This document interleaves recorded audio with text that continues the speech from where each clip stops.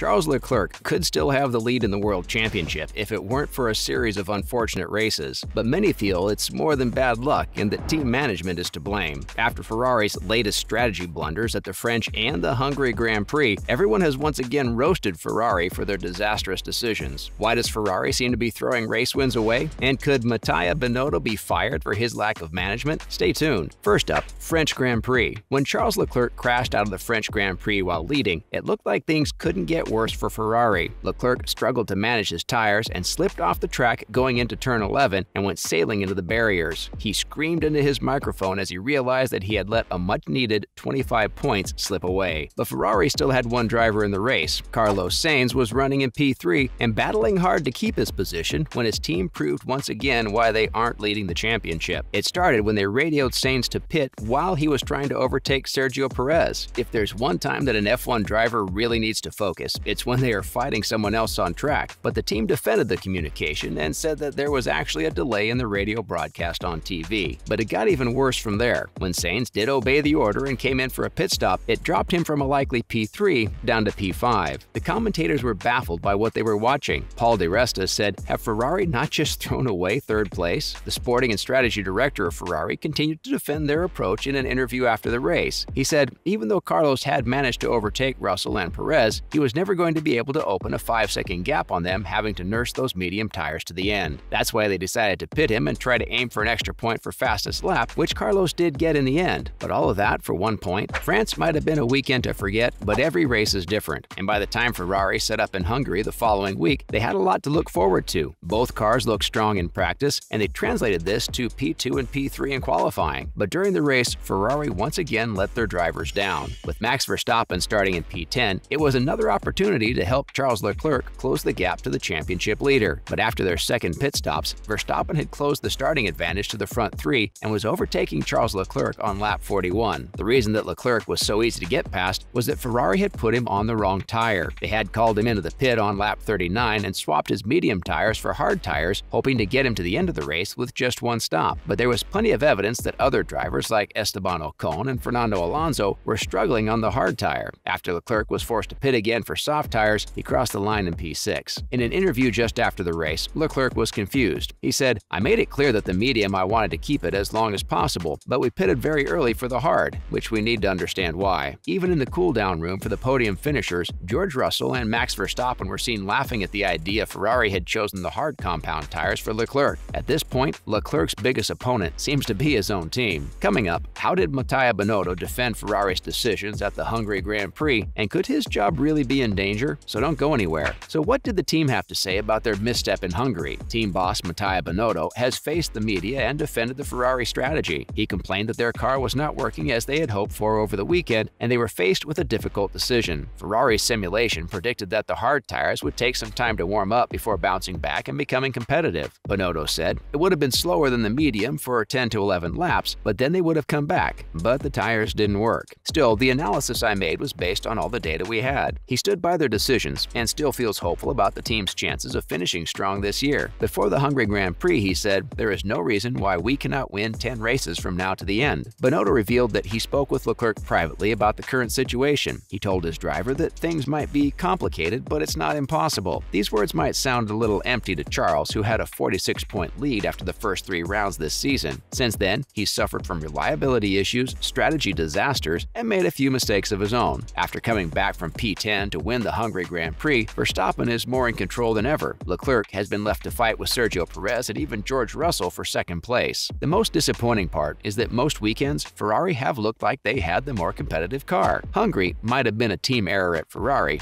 but in France, it looked more like Charles Leclerc was the one who made the mistake. He was leading the race comfortably until the 18th lap when he went crashing into the barriers, and Leclerc knew how costly the mistake was. He screamed into his team radio as he realized that he wouldn't be able to reverse his car out of the gravel. The Monegasque clearly felt that he was to blame and felt a much-needed 25 points once again slip away. After the crash, he said, "I've been saying I think I'm performing at my highest level in my career, but if I keep making those mistakes, then it's pointless to perform at a very high level. It's unacceptable. I just need to get on top of those things." But while Charles was criticized for his mistakes by many people, he did receive support from an unlikely place. His title rival, Max Verstappen, said that he empathized with Charles, while Red Bull team principal Christian Horner said, "Leclerc is a very strong driver. His bad luck was our good luck today, and it swung around during the course of the year. Leclerc might be getting a lot of reassurance about his driving ability, but at the end of the day, he just wants to win the championship, and the chances of catching up to Verstappen in the standings are quickly running out. Even if Leclerc wins every single race from here, Verstappen could still win the title. Plus, Verstappen's consistency is deadly. He has won 9 out of 12 races that he's finished, so if you are a Leclerc fan, you should start praying for a miracle. Next, change of the guard. Some commentators have asked whether or not Mattia Binotto should keep his job next year. He was an engineer at Ferrari since Michael Schumacher's time at the team and was promoted to team principal in 2019. The following year was the worst result for Ferrari since 1980, but they made steady progress and invested heavily into 2022 to come out swinging. But he may be proving that even with the right tools, he can't get the job done. Former world champion Nico Rosberg has called for serious changes at Ferrari if they want to keep any hope of a championship alive. Speaking after the French Grand Prix, Rosberg said, "What on earth is going on there? Mattia really needs to get on top of that and make some serious changes there now." But another former driver, Juan Pablo Montoya, went even further. He thinks that the Ferrari boss's job could be on the line. He said, "I think at Ferrari, it is known that if you don't perform, they put somebody else in charge. They are not afraid of making changes. It's one thing to fail on the performance of the car, but it seems that it is just the execution that is failing Ferrari. Most weekends, they've had a more competitive race car than their rivals Red Bull. Monaco was the perfect example. Leclerc put himself in pole position and into a healthy lead when the team called him into the pits at the wrong time. After that, the best he could manage was P4, and fingers were pointed directly at Binotto." Do you think that Mattia Binotto's job could be in trouble, or is the problem with his drivers instead? Let us know in the comments below. Thanks for watching, and we'll see you in the next one.